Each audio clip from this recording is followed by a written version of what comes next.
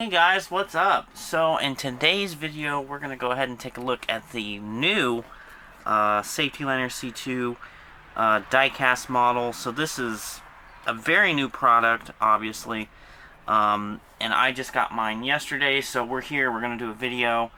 I've got several models to compare this to, and I've got a few different things I'm going to show, and we're just going to kind of talk about the model, what it looks like, obvious diecast review stuff, and then I'm going to give my opinion on it, and we'll obviously take a look at the box and compare it with the older boxes and stuff like that. So let's go ahead and get started.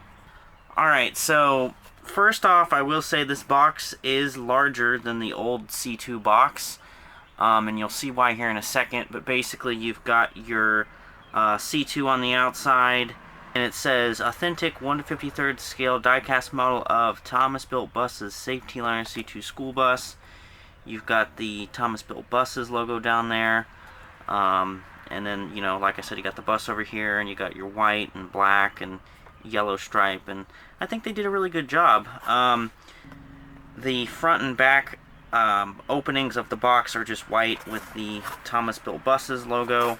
The top and bottom of the box, you've got the shot of the C2, and then it's got the Thomas Built Buses logo, and underneath it says "Because every mile matters."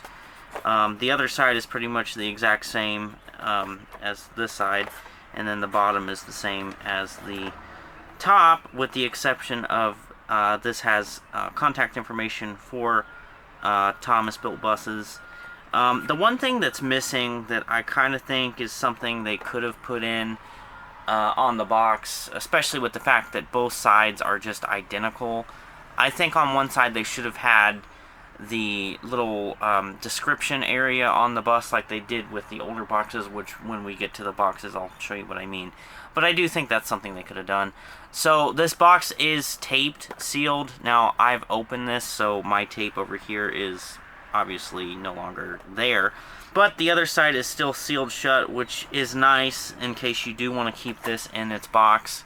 And the older C2 models, from where I feel like the buses were shoved into the box, always had an issue with one of the ends wanting to stay open and not stay in the box. So that's nice. And these don't seem to want to pop out. So the box is put together a little bit better. So we'll go ahead and open the front of the box, and you'll see the bus is upside down, but you'll see why the box is a little bit bigger than the model itself, and that's because they've got these plastic inserts here that the bus actually fits into. And be careful when you're sliding this out, because these plastic inserts are not like taped together or anything, so they will fall off if you don't keep your hands on them. But basically this is what you got. You have your plastic inserts, and it's two pieces that go over top of the bus, and obviously they're made to fit the bus. So that's what you've got on the inside, is your two plastic inserts. Now here's the actual model, and I mean, this thing is just, when it comes to a diecast school bus, it's beautiful, at least I think. So here's your look. Your rear end is done very well compared to the older models. You got your driver's side, and I mean, the detail in this is just phenomenal. You even have your stop sign, which I'm glad they included a working stop sign. You got your body mounted mirrors, which beautiful touch. You got your cross views, which again, beautiful touch to see on a school bus model. You can see the headlights on this are actually printed on LED headlights, so that's pretty cool. You got your black grille, Thomas Built Buses logo on the hood, which is a change from the older models. They just had a little black oval type thing. It wasn't an oval, but it was to simulate the emblem on the hood. You can definitely see inside the bus, and we'll be taking a look inside a little bit later, but there's a school bus sign, warning lights, that's all done very well. On the passenger side, you've got your door, your little side windows. The one thing to note here is that the door frame is yellow, which C2s don't come with yellow door frames. But I understand why they just kind of left that yellow, because it was probably easier and cheaper for them to just leave it yellow. So I mean, it doesn't look horrible, but to me it's like, you know, it's not something you'd see on a real C2. So going down, like, you've got your windows and your seats, and I mean, again, it's done very well, I think. Got your fuel door. The wheels, I do think the wheels are nice for the model. They're not like the other wheels, which I have to say, I do like the fact that these wheels are black and that they're not yellow, because not every district has yellow wheels on their bus, so like it makes it easier to model when they don't have yellow wheels. The bumper actually looks really good. Like, to me, it's got the right curvature and everything that a C2 bumper would have. So you know, that's the passenger side of the bus. Like I was saying a little bit ago, this rear end is done phenomenally. I mean, to me, it just looks 100 times better than the older one, because the rear door is actually sized correctly. The tail lights look good. You have your little spots for the number and your plate. They're actually in the right area. You got your Thomas emblem, and you have your little lights. So this, I mean, the back of this bus was done very well. You will notice that the two side windows here are blacked out, and that's because they have the supports here for the screws that would go into the bottom of the bus. And you know, I kind of have to say I like that they covered those up, because I feel like it just wouldn't look as good with two yellow pieces of metal sticking down if the windows were clear. The bottom window is also seems to be blacked out, so I'm assuming whatever insert piece, they probably just did all three pieces black.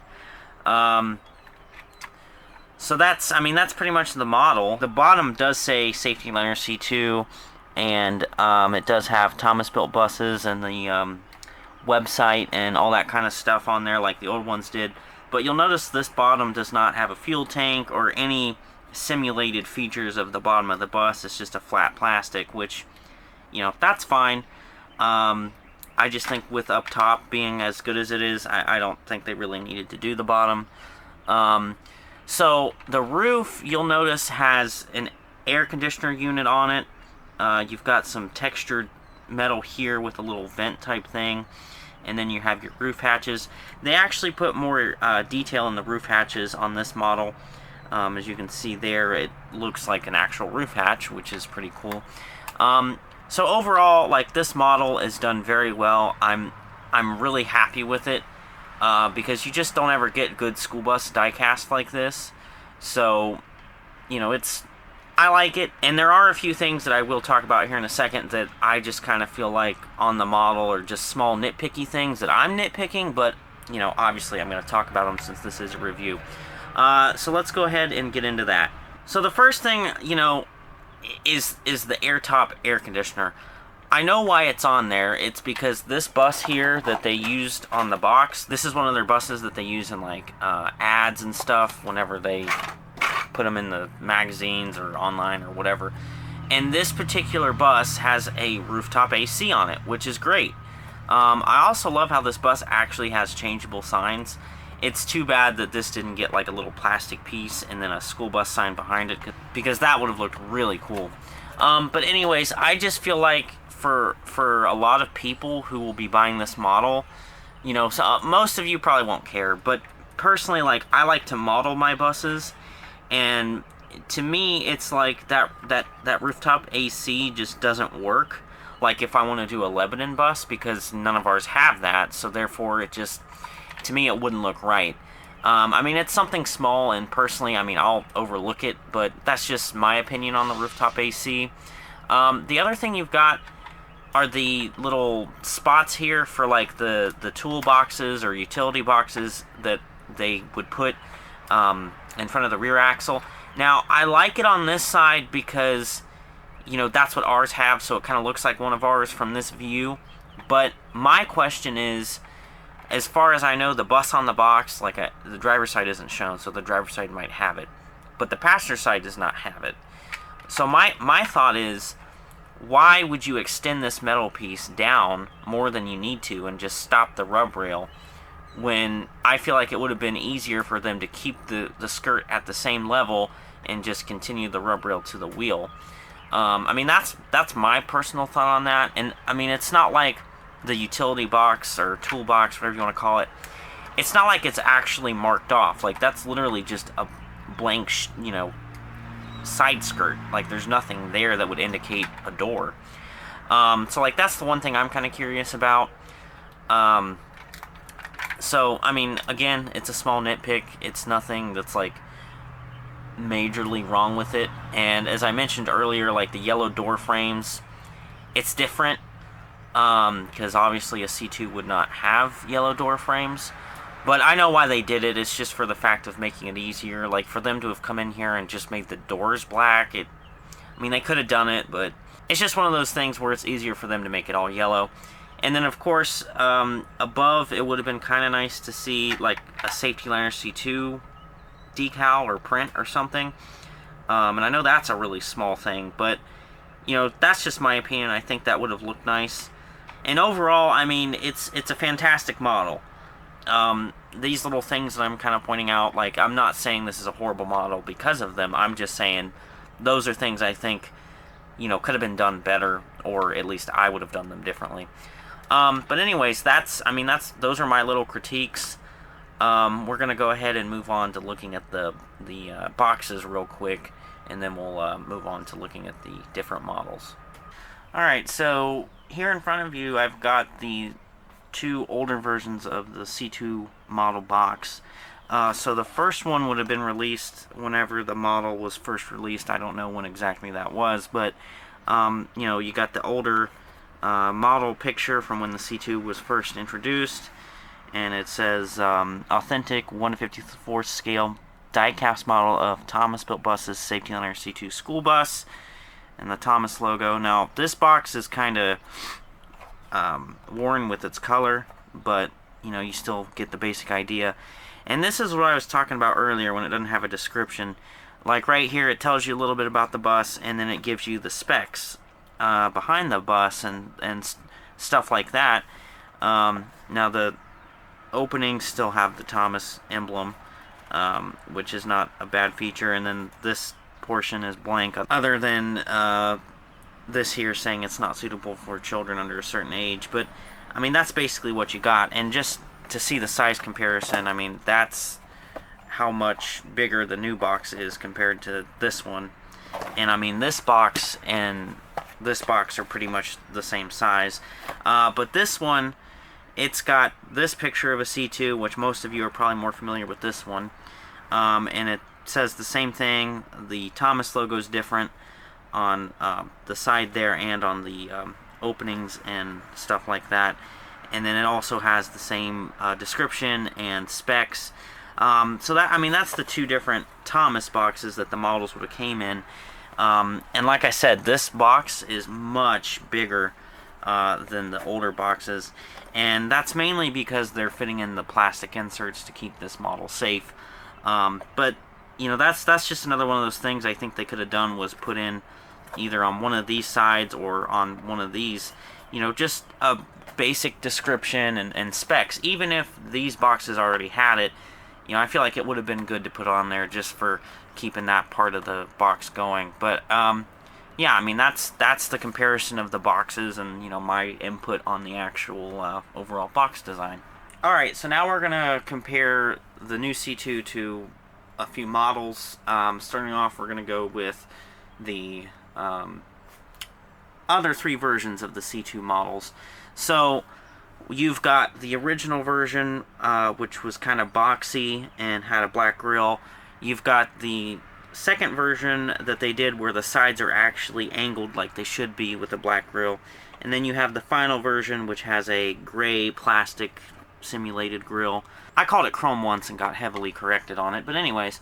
So those are your three variations of the model. These two are pretty much the same with the exception of the grille colors, so I'm only going to use this one to compare. But starting off, you'll see, you know, these models are about the same size. I mean, there's really not that much difference in the overall sizing of the two models, but you can definitely tell that there is way more detail in the new one. The older one is obviously much heavier than the new one because the older one is basically a block of metal, whereas this one actually has end sides. So right here you get a good look at how they improved the rear end. Of course, this is the boxier rear end, but still, very big improvement. The rear door looks 100 times better, so they did a good job on that. And then here's, you know, like the driver's side comparison. Again, they're about the same size, just this one has an inside and is a lot, it's more lightweight. Now, the one thing I forgot to mention earlier is you'll notice they took out the rub rail, the top rub rail. I meant to mention this when I was talking about things that I think they kind of missed or things that could be improved. I'm assuming they did it for cost-cutting purposes, but to me, I mean, it's still a C2, but it looks weird without that top rub rail. So that's one thing I wish they wouldn't have done.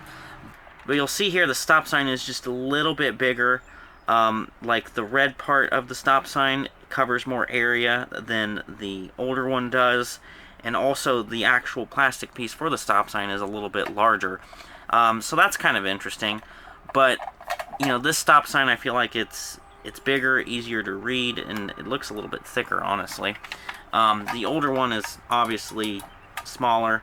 But yeah, so, I mean, that's the comparison with the first generation of the C2 model. Now, moving on to this, which was the most recent one you could get before this model. This one has a better comparison because the sides are curved like they're supposed to be.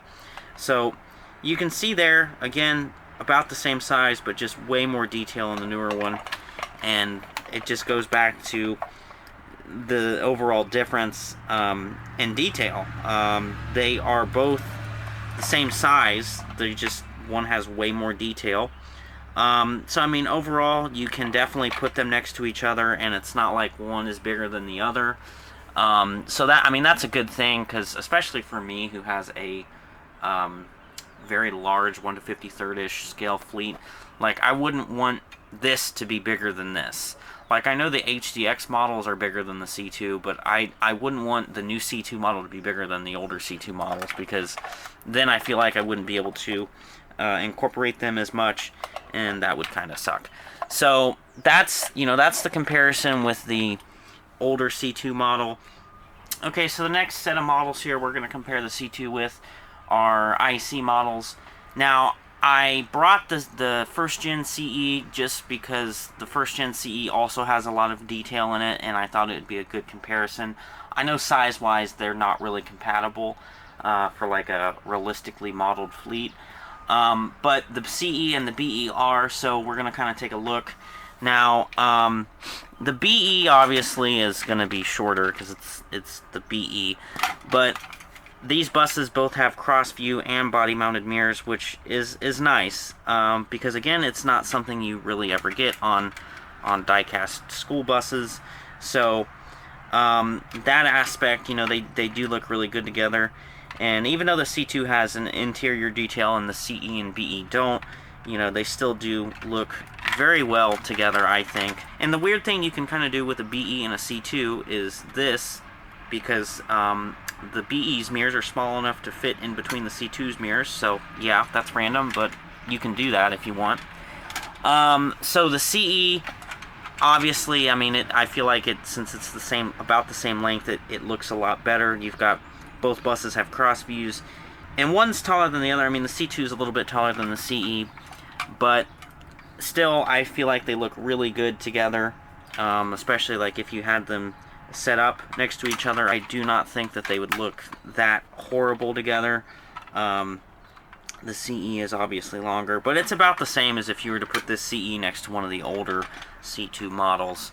Now, the first gen, again, I'm just showing them together because they both have an immense amount of detail for what they are. Obviously, the first gen can fit on the C2's roof, and they have very large size difference, but still, I kind of wanted to show them. So yeah, that was a comparison of the new C2 with a few IC models. So this is another comparison I wanted to make just because both of these buses have good detail. This is the Siku FS65. It's too bad this one's hood doesn't open, but the Siku has body-mounted mirrors, and so does the C2. And just like as before, I always felt like the Siku looked really well with the older C2s, and I mean, I think they still do. So I mean, there you go. They kind of look good next to each other, I think, at least. But size-wise, I mean, the comparison is about the same. They are in the 1 to 50 range for scale, so they do look good together, I think.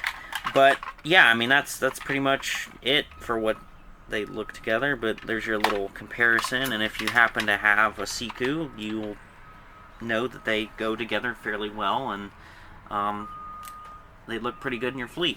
So the next comparison is with the HDX and the ER. Now this is the first release HDX, but I used it instead of the newer one because it's pretty much got the same size and features, just a few small differences. So we'll go ahead and look at it with the ER first.